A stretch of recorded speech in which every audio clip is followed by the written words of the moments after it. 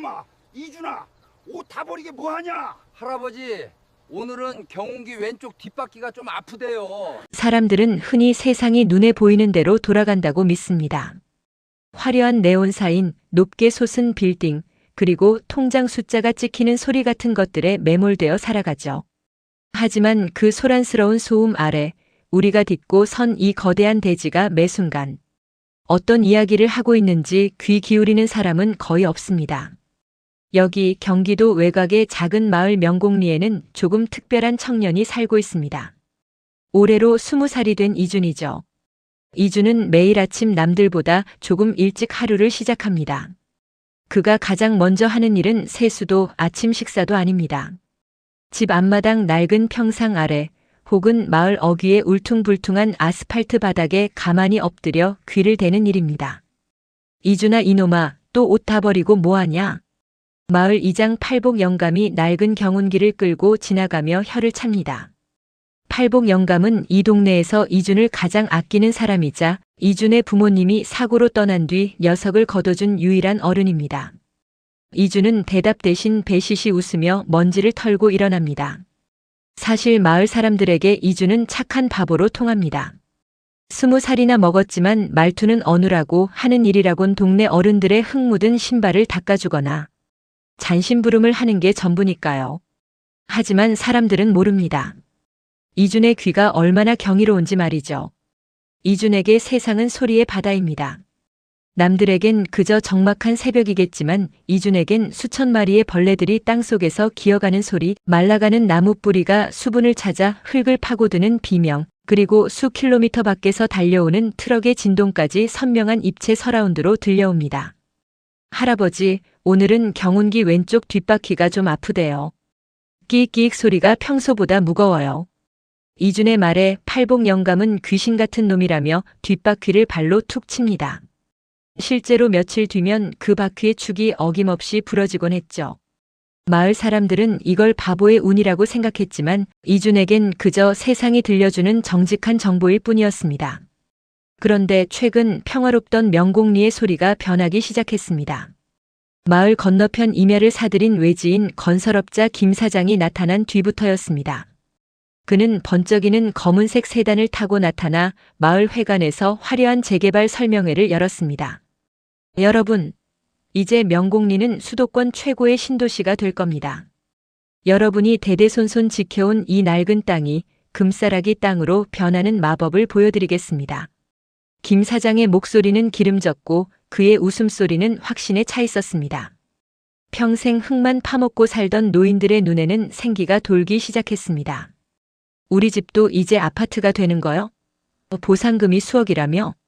마을 사람들은 김 사장이 나눠주는 고급 선물 세트와 장밋빛 약속에 취해갔습니다.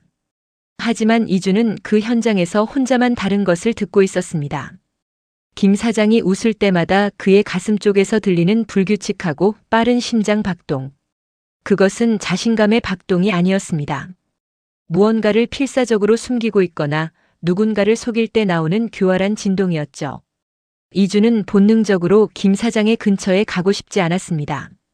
설명회가 끝나고 모두가 축제 분위기에 젖어 있을 때 이준은 마을 뒷산 김 사장의 별장 부근으로 향했습니다.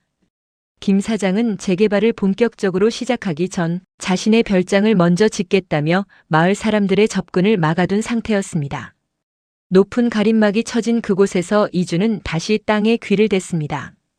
그 순간 이준은 온몸에 소름이 돋는 것을 느꼈습니다. 지하 깊은 곳에서 들려오는 육중한 마찰음. 그것은 건물을 짓기 위해 땅을 고르는 소리가 아니었습니다. 거대한 드릴 이 안반을 뚫고 들어가 무언가를 파괴하는 소리, 그리고 그 파열음 사이로 섞여 나오는 기분 나쁜 기계적 공명음. 땅이 비명을 지르고 있어. 이준은 가슴이 답답해졌습니다. 땅은 명곡리의 모든 생명을 품어주는 어머니 같은 존재였습니다. 그런데 지금 그 어머니의 가슴팍에 커다란 구멍이 뚫리고 있는 것 같았죠. 이준은 무작정 팔복 영감의 집으로 달려갔습니다. 할아버지, 이장님, 김 사장님 별장 밑에 괴물이 살아요. 땅을 자꾸 갉아먹어요. 팔복 영감은 막걸리 한 사발을 들이키다 이준의 말에 인상을 찌푸렸습니다. 괴물은 무슨 괴물? 건물 지으려면 땅도 파고 돌도 깨는 거지. 너 요새 잠이 부족하냐? 이주는 답답함에 제자리에서 발을 동동 굴렀습니다. 아니에요, 할아버지. 다른 소리예요. 평범한 공사가 아니에요. 땅이 화가 나서 자꾸 울어요. 저러다 우리 마을 다 무너질지도 몰라요. 이준의 목소리가 커지자 근처를 지나던 마을 주민들이 하나둘 걸음을 멈추고 쳐다봤습니다. 김 사장에게 보상금을 받을 생각에 들떠있던 그들에게 이준의 말은 재수 없는 악담처럼 들렸습니다. 이준아, 너 김 사장님이 우리 마을 살려주신다는데 왜 자꾸 헛소리야? 너 그러다 진짜 큰일 나. 맞아, 바보라도 할 말이 있고 안 할 말이 있지. 땅이 무너진다니 그게 무슨 망언이요. 사람들의 비난이 화살처럼 쏟아졌습니다. 이주는 사람들의 목소리 뒤편에서 들리는 미세한 욕망의 찌꺼기 소리에 귀가 아파져 왔습니다. 평소엔 따뜻하던 이웃들의 목소리가 이제는 날카로운 송곳처럼 이준의 고막을 찔러댔습니다. 그때 저 멀리서 김 사장의 세단이 먼지를 일으키며 다가왔습니다. 차에서 내린 김 사장은 상황을 파악한 듯 특유의 부드러운 미소를 지으며 이준에게 다가왔습니다. 우리 이준 군이 공사 소리 때문에 예민해졌나 보네. 미안하다, 아저씨가 빨리 끝낼게. 여기 이거 먹고 기분 좀 풀어. 김 사장이 건넨 것은 고급 수입 초콜릿이었습니다. 사람들은 역시 김 사장님은 마음도 넓으셔라며 칭찬을 아끼지 않았습니다. 하지만 이준은 김 사장이 초콜릿을 건네는 그 짧은 순간 그의 손목 시계에서 나는 아주 미세한 전자음을 들었습니다. 시계 소리가 아니었습니다. 그것은 김 사장이 몰래 누군가와 통신을 하거나 무언가를 작동시킬 때 나는 특수한 신호음이었습니다. 이준은 초콜릿을 받지 않고 뒤로 물러났습니다. 김 사장의 눈에 아주 찰나의 순간 살벌한 냉기가 스쳐 지나갔습니다. 이준은 깨달았습니다. 저 사람은 명곡리를 부유하게 만들러 온 구원자가 아닙니다. 저 사람은 이 땅을 죽이고 그 대가로 자신의 배를 채우려 하는 사냥꾼이라는 사실을 말이죠. 그날 밤 이준은 홀로 마을 평상에 앉아 하늘을 올려다보았습니다. 별들은 고요했지만 발밑의 땅은 여전히 미세하게 떨리고 있었습니다. 그리고 멀리서 들려오는 기분 나쁜 굴착음, 명곡리의 평화가 깨지는 소리, 그리고 앞으로 벌어질 거대한 폭풍의 전주곡. 이준은 결심했습니다. 아무도 믿어주지 않더라도 자신만이 들을 수 있는 이 진실을 끝까지 지켜내겠노라고 말이죠. 하지만 소녀는 아직 알지 못했습니다. 자신이 지키고자 하는 그 땅이 사람들의 탐욕보다 훨씬 더 무서운 비밀을 품고 있다는 것을요. 세상에서 가장 무서운 소리는 천둥 소리도 짐승의 울음소리도 아닙니다. 그것은 바로 어제까지만 해도 가족처럼 지냈던 이웃들의 말투가 차갑게 변하는 소리입니다. 명곡리의 공기는 일주일 사이에 눈에 띄게 무거워졌습니다. 재개발 보상금 액수가 구체적으로 떠돌기 시작하면서 사람들의 눈에는 생전 보지 못한 탐욕의 안개가 끼기 시작했죠. 이준은 그 변화를 누구보다 먼저 귀로 느꼈습니다. 평소 이준이 평상에 누워있으면 우리 준이 배 안 고프냐? 하며 부침개를 내밀던 옆집 순이 할머니의 걸음걸이가 빨라졌습니다. 할머니의 고무신이 땅을 짓누르는 소리는 예전의 경쾌함을 잃고 초조함에 짓눌려 있었습니다. 이준아, 너 자꾸 김 사장님 별장 근처에서 서성거리지 마라. 사람들이 너 때문에 보상금 깎일까봐 다들 예민해. 순이 할머니가 내뱉은 말은 따뜻한 정이 아니라 차가운 경고였습니다. 이준은 아무 말도 못하고 고개를 숙였습니다. 할머니의 목소리 끝에서 들리는 미세한 떨림. 그것은 이준을 걱정해서가 아니라 자신의 아파트 입주권이 날아갈까봐 두려워하는 목소리였습니다. 그러던 어느 날 아침 마을에 큰 소동이 일어났습니다. 명곡리의 상징이자 30년 넘게 단 한 번도 마른 적 없던 공동 우물이 하룻밤 사이에 바닥을 드러낸 것입니다. 이게 도대체 무슨 일이야? 용왕님이 노하셨나? 왜 물이 안 나와? 아낙네들이 빈 양동이를 들고 우물가에 모여 웅성거렸습니다. 팔복 영감도 달려와 두레박을 내려보았지만 올라오는 건 시커먼 진흙뿐이었습니다. 마을 사람들은 당황했고 곧이어 불길한 소문들이 퍼지기 시작했습니다. 누가 우물에 독을 탄 거 아냐? 재개발한다고 하니까 터를 지키는 신령님이 화나신 게 분명해. 이주는 그 혼란 속에서 우물가 바닥에 귀를 댔습니다. 그리고 들었습니다. 깊은 지하 우물의 수맥이 흘러가야 할 길목에서 들려오는 거대한 진동음. 그것은 자연적인 소리가 아니었습니다. 누군가 인위적으로 거대한 관을 박아 수맥을 가로채고 그 물을 다른 곳으로 빼돌리는 기계적인 소음이었습니다. 소리는 김 사장의 별장 방향에서 흘러나오고 있었습니다. 이주는 젖은 진흙을 털어내며 팔복 영감에게 달려갔습니다. 할아버지, 우물물이 도망간 게 아니에요. 김 사장님 별장 밑으로 다 끌려갔어요. 거기서 큰 기계가 물을 다 빨아들이고 있어요. 팔복 영감의 얼굴이 굳어졌습니다. 하지만 이번엔 예전처럼 이준의 편을 들어주지 못했습니다. 팔복 영감의 뒤에는 이미 김 사장에게 매수된 마을 청년회장과 부녀회장이 서 있었기 때문입니다. 이준아, 너 또 그 소리냐? 김 사장님이 왜 우리 우물물을 가져가? 거기는 지금 조경 공사 중이라 소리가 나는 거라고 몇 번을 말해. 청년회장이 버럭 소리를 질렀습니다. 이주는 움찔하며 뒤로 물러났습니다. 청년회장의 심장 소리는 마치 사냥감을 몰아넣는 늑대처럼 사납게 뛰고 있었습니다. 그는 이미 김 사장으로부터 재개발 구역 내 식당 운영권을 약속받은 상태였죠. 이장님, 이놈 자꾸 내버려 두면 안 됩니다. 김 사장님이 어제 그러시더군요. 마을에 자꾸 유언비어가 돌면 본사에서 투자를 철회할 수도 있다고요. 그럼 우리 보상금은 다 누가 책임집니까? 보상금이라는 단어가 나오자 우물가에 모인 주민들의 눈빛이 번뜩였습니다. 그들에게 우물물이 마른 것은 불편한 일이었지만 보상금이 날아가는 것은 죽기보다 싫은 일이었습니다. 맞아. 이준이 이 녀석 평소엔 착한 줄 알았더니 순 심술쟁이구먼. 우리 잘 되는 꼴을 못 봐서 그러는 거지. 이준아, 너 자꾸 이러면 우리 마을에서 못 살게 할 줄 알아. 사람들의 목소리가 거대한 파도가 되어 이준을 덮쳤습니다. 이준은 귀를 막았습니다. 사람들의 고함보다 더 무서운 것은 그들의 목소리에 섞인 차가운 배신의 주파수였습니다. 평생을 형, 누나, 할머니라고 불렀던 이들이 단 한순간에 이준을 마을의 적으로 규정해버린 것입니다. 그날 오후 김 사장이 마을 회관에 나타났습니다. 그는 우물 문제를 해결하겠다며 생수 상자를 잔뜩 싣고 왔습니다. 여러분, 걱정 마십시오. 공사 중에 집안 변동으로 잠시 수맥이 꼬인 모양입니다. 제가 본사팀을 불러서 당장 해결하겠습니다. 그리고 이건 제 정성입니다. 김 사장이 나눠주는 생수와 고급 통조림을 받기 위해 주민들이 줄을 섰습니다. 김 사장은 그 광경을 흐뭇하게 지켜보다가 멀리 나무 뒤에 숨어있는 이준과 눈이 마주쳤습니다. 김 사장은 천천히 걸어와 이준에게만 들릴 정도로 나지막이 속삭였습니다. 준아, 넌 너무 많이 듣는 게 문제야.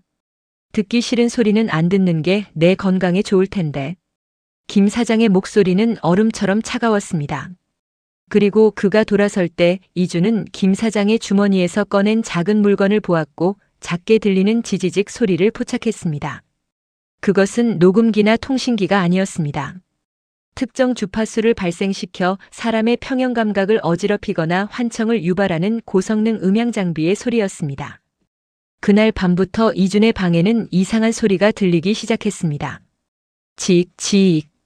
밤마다 누군가 칠판을 긁는 듯한 소름 끼치는 소음이 이준의 방 벽면을 타고 흘러나왔습니다.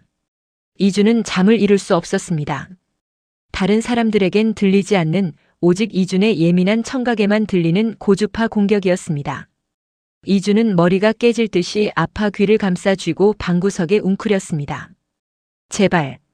제발 그만해. 이준은 이것이 김 사장의 경고임을 직감했습니다. 조용히 입 닫고 있지 않으면 내 귀를 망가뜨려 버리겠다는 잔인한 협박이었죠. 이준은 다음 날 아침 한 얼굴로 마을 정자로 향했습니다. 그런데 정자 옆에 이준이 평소 가장 아끼던 낡은 구두 닦기 상자가 박살난 채 버려져 있었습니다. 상자 안에는 이준이 소중히 모아둔 구두약들과 광택용 천들이 흙탕물에 범벅되어 있었습니다. 누군가 의도적으로 짓밟고 부순 흔적이 역력했습니다. 누가 그랬을까? 이준의 눈에서 눈물이 툭 떨어졌습니다. 소리를 듣지 않아도 알 수 있었습니다. 보상금 서류에 도장을 찍으러 가던 마을 사람 중 누군가가 이준이 꼴 보기 싫다며 발로 차버린 것이겠죠. 그때 팔복 영감이 다가와 부서진 상자를 주워 담았습니다. 영감의 손이 미세하게 떨리고 있었습니다. 이준아, 미안하다. 내가 힘이 없어서 널 못 지켜주는구나. 마을 사람들이 지금 다 미쳤어. 돈 냄새가 사람을 그렇게 만드는 게다. 팔복 영감은 이준을 데리고 집으로 들어갔습니다. 그리고 안방 벽장에 숨겨둔 낡은 신문을 꺼냈습니다. 20년 전 기사였습니다. 잘 들어라, 이준아. 김 사장이 들어온 저 별장 자리. 원래 거기가 예전에 큰 화학 공장이 있으려다 취소된 자리야. 그때 땅 밑에 엄청난 양의 폐기물이 몰래 묻혔다는 소문이 있었지. 김 사장은 지금 재개발을 하려는 게 아니야. 땅 밑에 묻힌 그 쓰레기들을 남몰래 치우거나 아예 시멘트로 덮어버려서 증거를 없애려는 거다. 그래서 지하를 그렇게 파헤치는 게야. 이준은 팔복 영감의 말을 듣고 머릿속이 번쩍했습니다. 그래서 땅이 비명을 질렀던 것이고 우물물이 오염되어 도망쳤던 것입니다. 하지만 진실을 아는 두 사람 앞에는 거대한 장벽이 서 있었습니다. 마을 전체가 김 사장의 편이 되었고 심지어 공권력조차 재개발 수익에 눈이 멀어 김 사장의 뒤를 봐주고 있었으니까요. 이장님, 그래도 들려요. 저기 별장 밑에서 땅이 점점 무너지고 있는 소리가요. 이러다 비라도 오면 마을 뒤쪽 산등성이가 통째로 쓸려 내려올 거예요. 김 사장님이 구멍을 너무 많이 뚫어놨어요. 이준의 경고는 현실이 되어가고 있었습니다. 마을 뒷산의 흙들은 이미 지지력을 잃고 헐거워져 있었고 기상청에서는 명곡리 일대에 수십 년 만에 기록적인 폭우가 쏟아질 것이라는 예보를 내보내고 있었습니다. 이준은 부서진 구두 상자 대신 이장님이 빌려준 작은 녹음기 하나를 품에 안았습니다. 이제는 신발을 닦는 소년이 아니라 진실을 낚아채는 목격자가 되어야 했습니다. 할아버지, 제가 가서 다 들어올게요. 김 사장님이 무슨 짓을 하는지, 땅속에 뭐가 들었는지 제 귀로 다 확인해서 올게요. 이준은 굵어지기 시작한 빗줄기를 뚫고 산 위로 달리기 시작했습니다. 탐욕의 마을 명곡리. 그곳 운명은 이제 세상에서 가장 여린 소년의 귀에 달려 있었습니다. 명곡리 뒷산, 평소엔 인자한 할아버지의 등허리 같던 그 능선이 오늘따라 거대한 괴물의 등껍질처럼 번들거립니다. 이준은 쏟아지는 폭우를 뚫고 김 사장의 별장 가림막 뒤로 기어들어갔습니다. 온몸은 이미 진흙투성이가 되었고 낡은 티셔츠는 살갗에 달라붙어 체온을 뺏어갔지만 이준은 멈출 수 없었습니다. 그의 귀에는 지금 마을 사람들 누구도 듣지 못하는 종말의 전주곡이 들리고 있었기 때문입니다. 드르륵 콱콱쾅. 기익. 집안이 뒤틀리는 소리입니다. 김 사장이 몰래 판 지하 구멍들 사이로 빗물이 스며들어 흙을 죽처럼 만들고 있었습니다. 이준은 가림막 틈새로 보았습니다. 별장 마당 한가운데 거대한 덤프트럭들이 줄지어 들어오고 있었습니다. 트럭 위에는 재활용 골재라고 적혀 있었지만 그 내용물에서 나는 소리는 전혀 달랐습니다. 철렁거리는 액체 소리, 그리고 금속이 부식되며 내뱉는 기분 나쁜 기포 터지는 소리. 이준은 직감했습니다. 저건 건물을 짓는 재료가 아니라 어딘가에서 몰래 빼돌린 치명적인 산업 폐기물입니다. 김 사장은 재개발이라는 명목 아래 명곡리의 땅 밑을 거대한 독극물 쓰레기통으로 만들고 있었던 것입니다. 이걸 다 묻으면 우리 마을은 죽어. 우물물도 나무도 사람들도 다 병들 거야. 이준은 품 안에 낡은 녹음기를 꺼냈습니다. 트럭 기사들과 김 사장의 수하들이 나누는 대화를 담아야 했습니다. 하지만 그 순간 이준의 발밑에서 우두둑하는 불길한 파열음이 들렸습니다. 거기 누구야? 용역 직원의 날카로운 외침과 함께 강력한 서치라이트 불빛이 이준을 덮쳤습니다. 이준은 본능적으로 산 아래로 달리기 시작했습니다. 빗물에 젖은 낙엽은 미끄러웠고 나무 뿌리들은 이준의 발목을 잡아챘습니다. 뒤에서는 거친 욕설과 함께 장화시는 발소리들이 무섭게 쫓아왔습니다. 저 바보 녀석 잡아. 녹음기 뺏어. 저놈이 다 봤어. 이준은 숨이 턱끝까지 차올랐습니다. 폐가 찢어질 것 같았지만 귀에는 여전히 산 너머 마을 회관에서 들려오는 주민들의 노랫소리가 들렸습니다. 조인식을 앞두고 김 사장이 베푼 술판에 취한 마을. 사람들은 자신들의 발밑에서 무슨 일이 벌어지는지도 모른 채 건배를 외치고 있었습니다. 겨우 산을 내려와 마을 어귀에 도착했을 때 이준은 더 끔찍한 광경을 목격했습니다. 마을 외곽 이준과 팔복 영감이 자주 쉬던 낡은 창고에서 시뻘건 불길이 치솟고 있었던 것입니다. 불이야. 불. 할아버지 불났어요. 이준이 소리쳤지만 빗소리에 묻혀 들리지 않았습니다. 이상하게도 마을 사람들은 불을 끌어 나오지 않았습니다. 대신 미리 대기하고 있던 김 사장의 용역들이 주민들을 선동하며 나타났습니다. 여러분, 저기 보세요. 이준이가 재개발 못하게 하려고 창고에 불을 질렀어요. 저놈 손에 든 거 보세요. 증거물 숨기려고 저러는 겁니다. 순식간에 상황이 변했습니다. 빗속으로 뛰어나온 주민들의 눈에는 분노가 서려 있었습니다. 김 사장은 비에 젖은 이준을 가리키며 슬픈 표정으로 연기했습니다. 제가 그렇게 잘해줬는데 이준 군 정말 실망이네요. 마을의 미래를 이렇게 태워버리다니요. 여러분, 저 아이가 우리 사업을 망치려 합니다. 주민들은 이준의 손에 든 녹음기를 보더니 더 크게 소리쳤습니다. 저게 뭐야? 우리 약점 잡으려고 녹음한 거야? 이 고약한 놈. 우리 보상금 다 날아가면 내가 책임질 거야? 평소 이준에게 찐 감자를 건네던 옆집 할머니조차 멀리서 돌을 던지며 외쳤습니다. 가라. 이 재수 없는 놈아. 너 때문에 우리 마을 망조 들겠다. 이준은 억울함에 목이 메어 말이 나오지 않았습니다. 빗물인지 눈물인지 모를 액체가 얼굴을 타고 흘렀습니다. 아니에요. 저 불 안 질렀어요. 땅 밑에 독약이 들어있어요. 그리고 산이 지금 무너지고 있다고요. 제발 믿어주세요. 하지만 사람들은 듣지 않았습니다.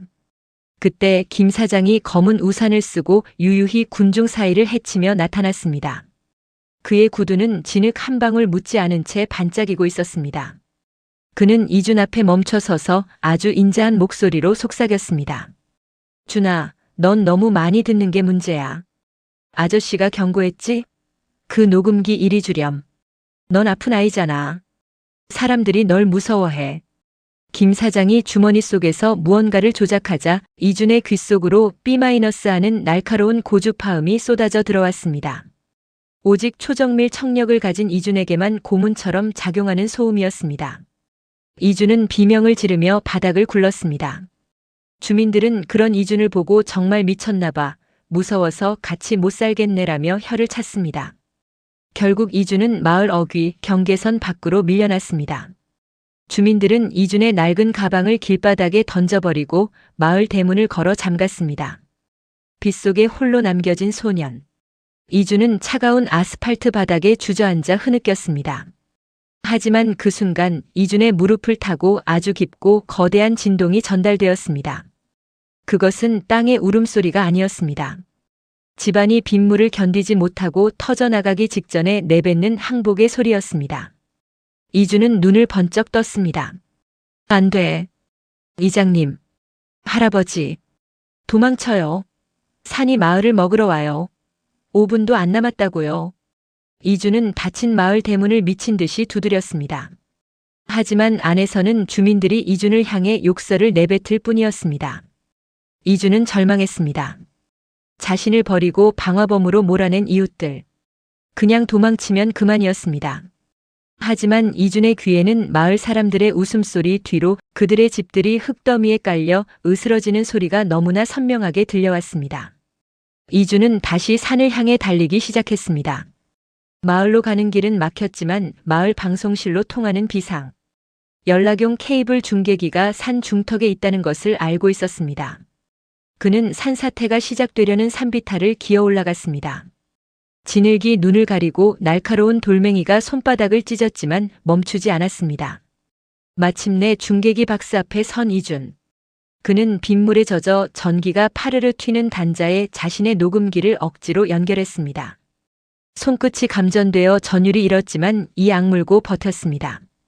제발 들려주세요. 땅의 진실을. 이준이 스위치를 올린 순간 명곡리 전체 스피커에선 이준의 목소리가 아닌 땅속 깊은 곳에서 거대한 암반이 쩍쩍 갈라지는 소름 끼치는 소음이 폭풍처럼 쏟아지기 시작했습니다. 수천 톤의 흙이 한꺼번에 쏟아져 내려오며 내는 파멸의 굉음이 마을을 뒤덮었습니다. 마을 회관에서 술잔을 기울이던 주민들이 일제히 굳었습니다. 그제야 주민들의 눈에서 탐욕의 안개가 걷혔습니다. 그들은 보았습니다. 명곡리 뒷산이 거대한 파도처럼 마을을 향해 밀려 내려오기 시작하는 장면을요. 이주는 중계탑 위에서 마을을 내려다보았습니다. 공포에 질려 자신의 가방을 챙기려다 흙더미에 깔릴 위기에 처한 이웃들. 이준의 귀에는 이제 그들의 비명소리조차 거대한 슬픔의 화음으로 들려왔습니다. 도망쳐요. 위쪽으로. 제발 살아야 해요.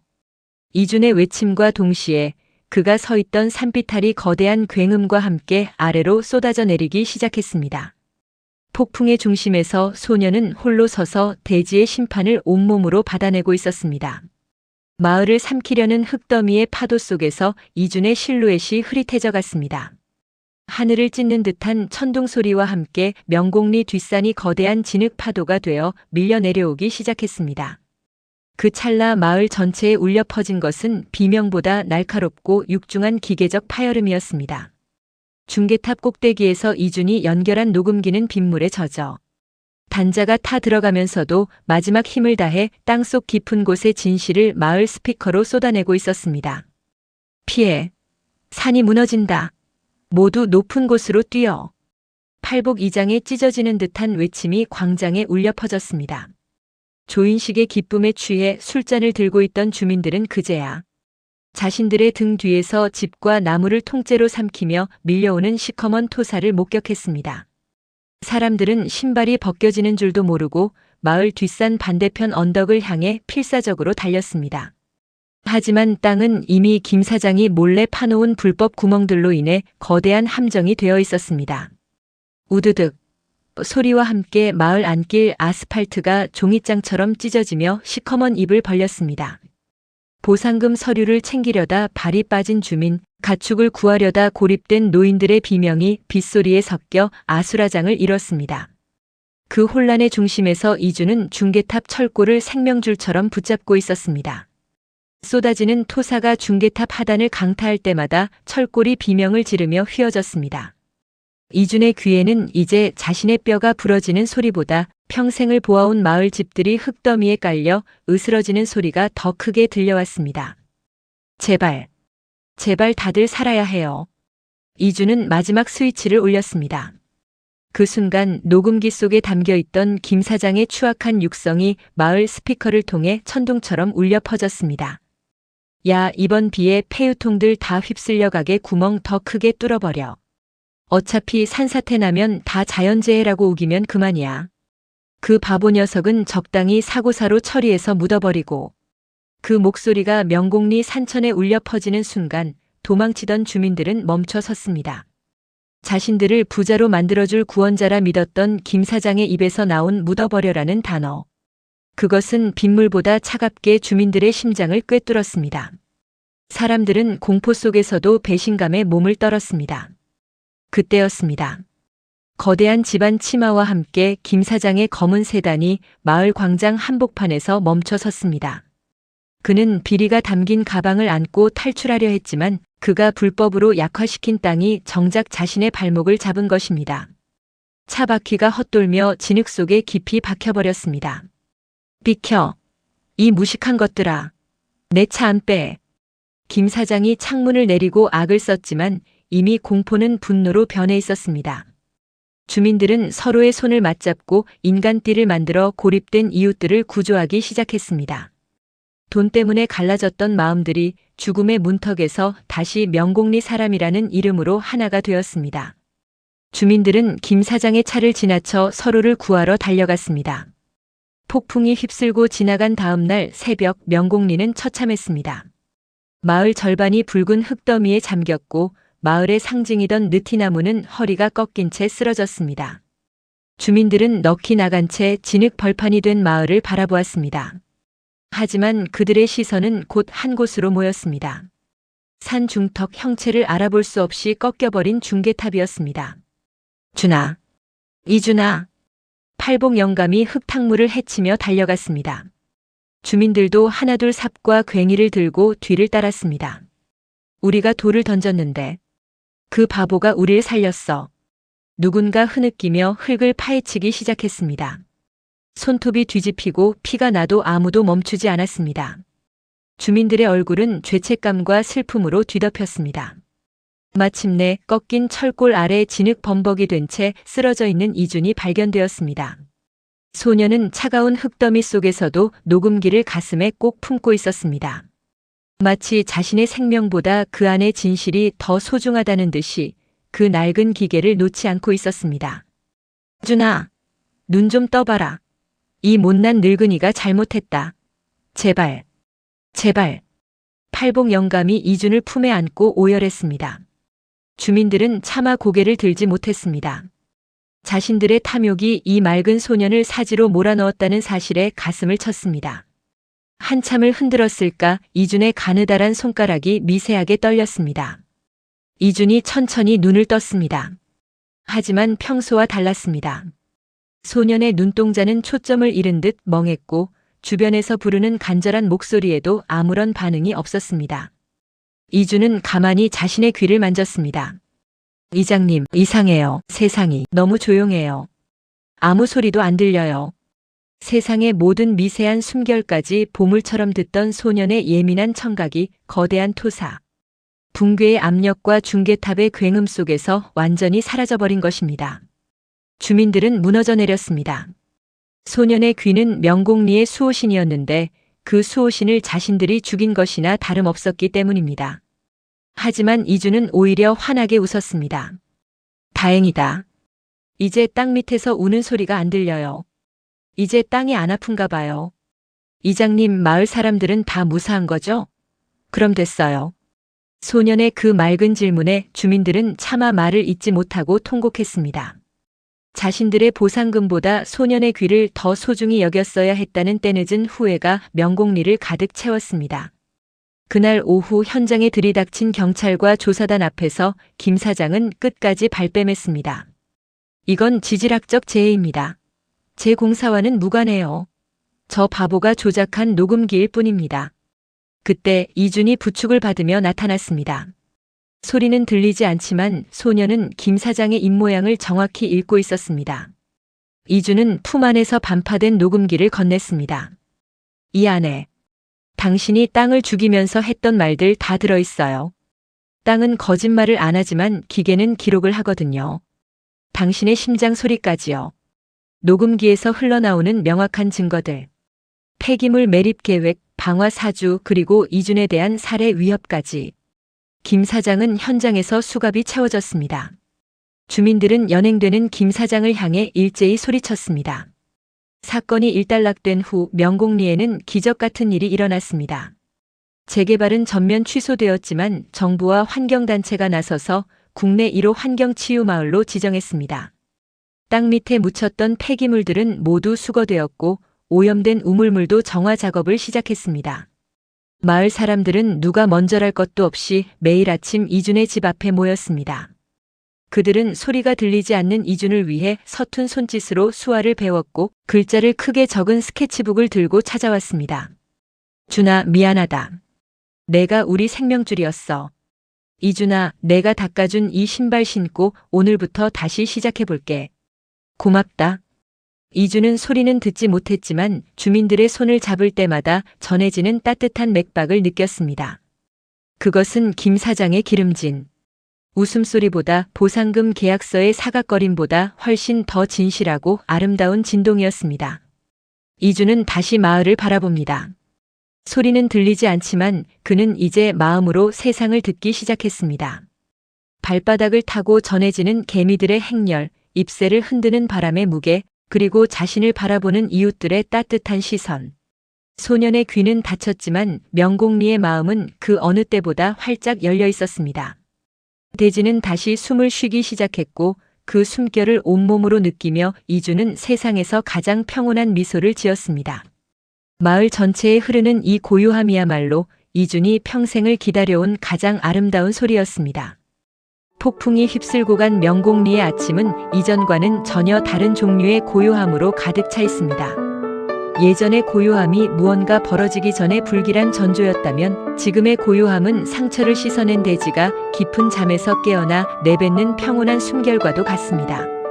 비갠 뒤의 흙내음은 유난히 짙고 나뭇잎 끝에 매달린 물방울들은 아침 햇살을 받아 보석처럼 반짝입니다.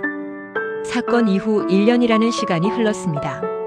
마을은 겉으로 보기에 예전의 평화를 되찾은 듯하지만 그 속을 들여다보면 참으로 많은 것이 변했습니다.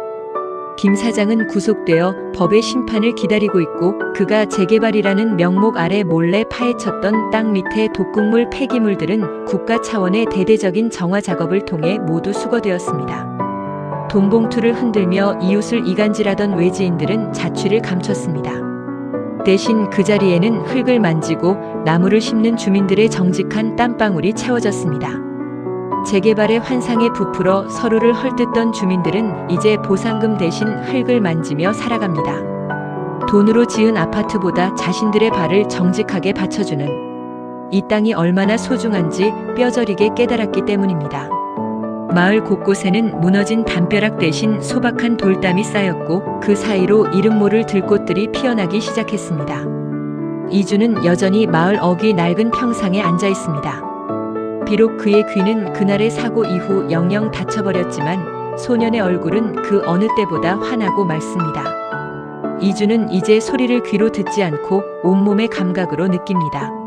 세상의 소음이 사라진 자리에는 더 깊고 본질적인 진동이 찾아왔습니다. 이거라도 좀 두르고 있어라. 팔복 영감이 낡은 담요를 들고 나와 이준의 어깨에 정성스럽게 덮어줍니다. 영감은 이제 이준에게 말을 걸 때 입모양을 아주 크게 하고 정성스럽게 손짓을 섞습니다. 이준은 영감의 거친 손이 어깨에 닿을 때 전해지는 그 기분 좋은 박동을 느낍니다. 그것은 예전에 들었던 그 어떤 화려한 음악보다도 선명한 가족의 소리입니다.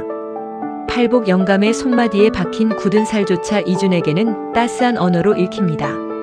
마을 사람들은 이제 이준을 바보라고 부르지 않습니다. 그들은 이준을 명곡리의 작은 수호신이라 부르며 매일 아침 그의 평상을 지날 때마다 조용히 목례를 건네거나 가벼운 손짓으로 인사를 나눕니다. 이준이 닦아주는 신발을 신고 일터로 나가는 주민들의 발걸음은 이제 탐욕으로 무겁지 않습니다. 정직하게 땀 흘려 일하고 그 대가로 흙이 주는 수확물을 거두는 기쁨을 다시 배웠기 때문입니다. 준아, 오늘 우리 집 밭에서 딴 첫 토마토다. 정말 달아. 내가 작년에 이 땅이 살 거라고 말해준 덕분이다. 옆집 할머니가 바구니 한가득 붉은 토마토를 담아옵니다. 할머니의 손을 잡을 때 전해지는 미세한 떨림에서 이주는 미안함과 고마움을 동시에 읽어냅니다. 이주는 할머니의 눈을 바라보며 환하게 웃습니다.